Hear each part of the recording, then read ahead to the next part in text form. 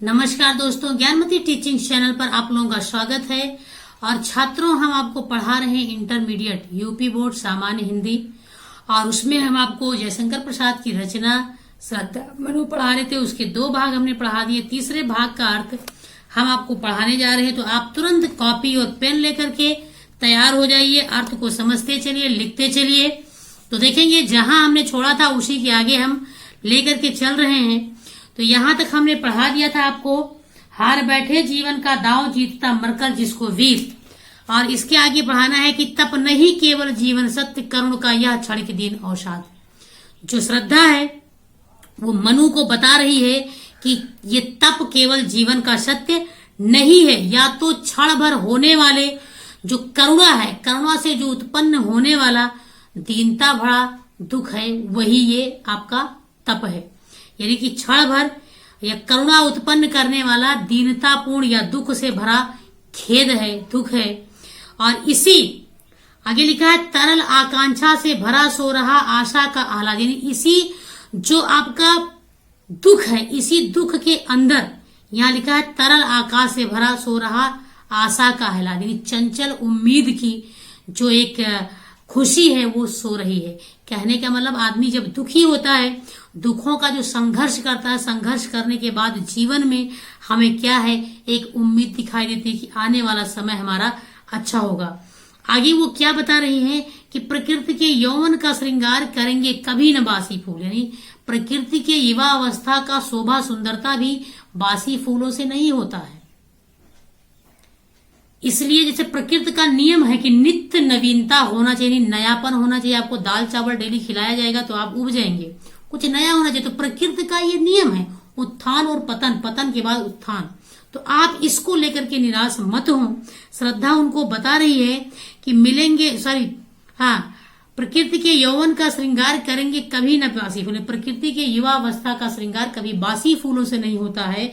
मिलेंगे वह जाकर अतिशीघ्र आह उत्सुक है उनको धूल। वो बड़े शीघ्रता के साथ धूल में जाकर मिल जाएंगे, उनका अस्तित्व नष्ट हो जाएगा और धूल भी उनको अपने में मिलाने के लिए तत्पर रहता है।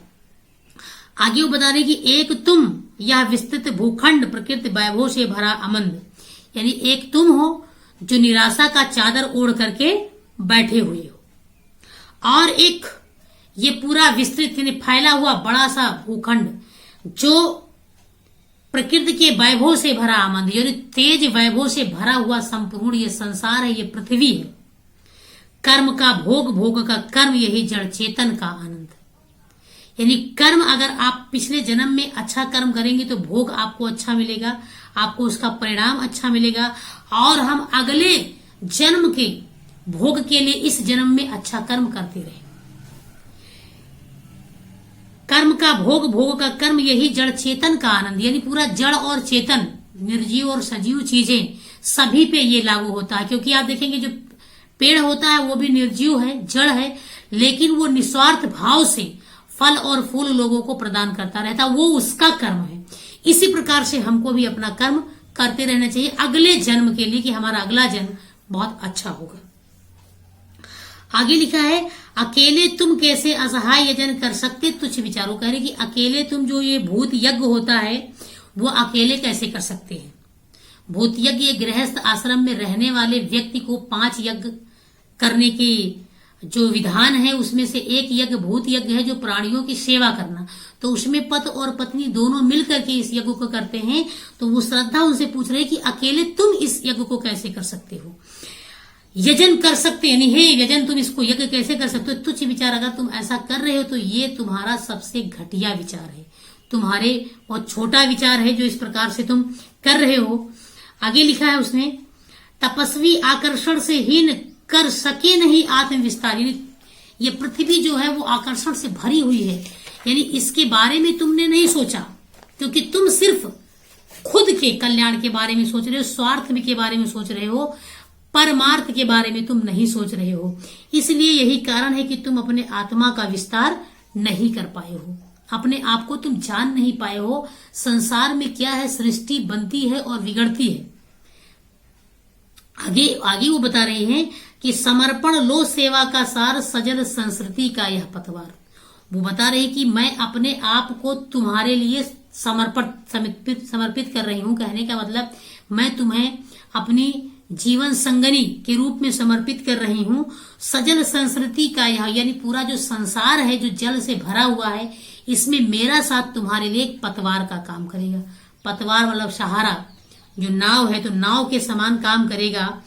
आज से यह जीवन उत्सर्ग इसी पदतल में विकट विकार, यानी कि मैं अपने जीवन को आज से आप पर समर्पित कर रही हूं। और हमारे जीवन के समर्पित का सार तत्व सिर्फ इतना है कि जो मानवता का जो सृष्टि जो नष्ट हो गई है, मनुष्य नष्ट हो गया है, उसको एक सहारा देना, यानी फिर से एक नया मानव उत्पन्न करना। और वो बता रहे हैं कि आज के बाद से मैं अपने आप को इस प्रकार समर्पित कर रही हूँ और इसी पदतल में विकट विकार, यानी पिछले जन्म में आपके अंदर कितनी बुराई थी, कितनी अच्छाई थी, उस चीज से मुझे कोई भी लेना देना नहीं है, लेकिन मैं आज से आपका साथ देने के लिए तैयार हो रही हूँ। आगे वो क्या बता रही हैं?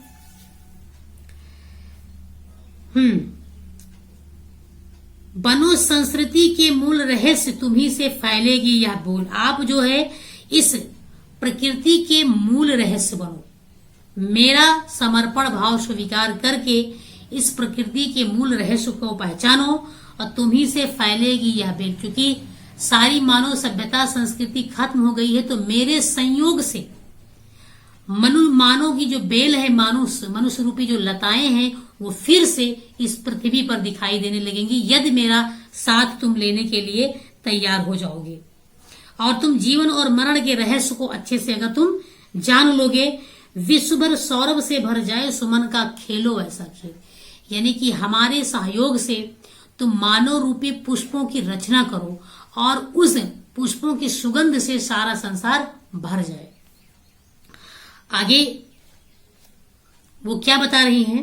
और ये क्या तुम सुनते नहीं विधाता का मंगल वरदान?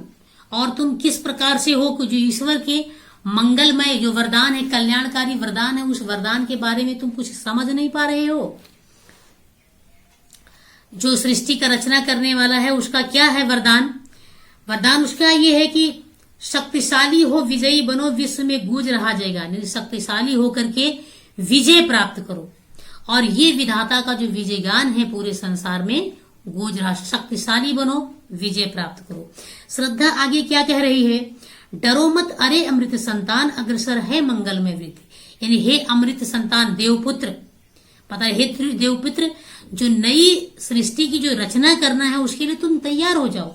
उसमें तुम डरो मत, उसमें किसी प्रकार की आशंका मत रखो, क्योंकि एक कल्याणकारी वृद्धि तुम्हारे सामने मौजूद है। अग्रसर है मंगलमय वृद्धि, मंगलमय यानी कल्याणकारी वृद्धि तुम्हारे सामने मौजूद है, उपस्थित है।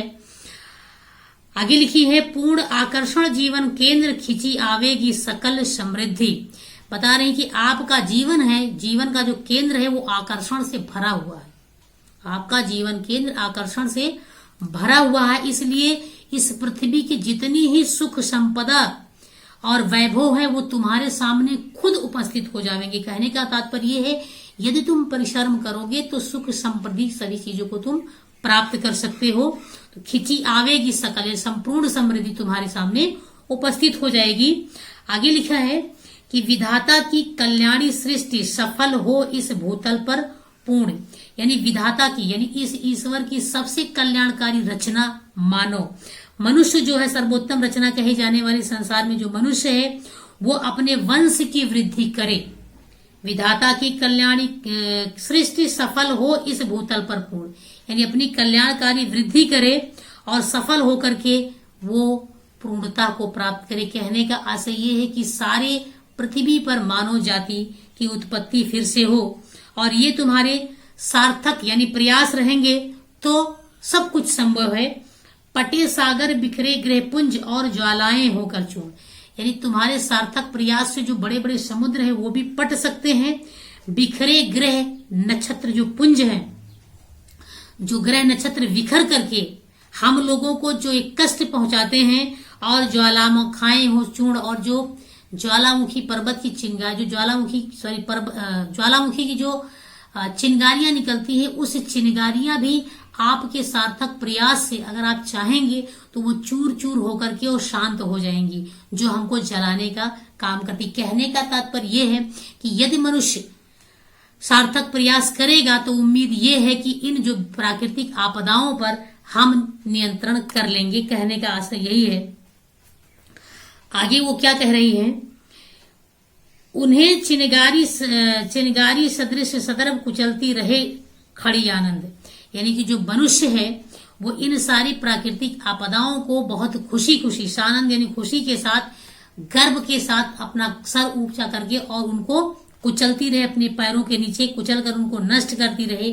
कहने का मतलब ये है कि इन सारी प्राकृतिक आपदाओं पर हम जो है नियंत्रण कर लें। और ऐसा करने से क्या होगा, अनल भू जल में रहे नवद। आज से मानवता की कीर्ति यानी आज से मनुष्य का जो यश है वो अनिल यानी हवा, भू, जमीन, जल, पानी में सब जगह फैल जाएगी यदि इस प्रकार से हम सहयोग करते रहे, हम इस प्रकार का अगर कठिन परिश्रम करते रहे।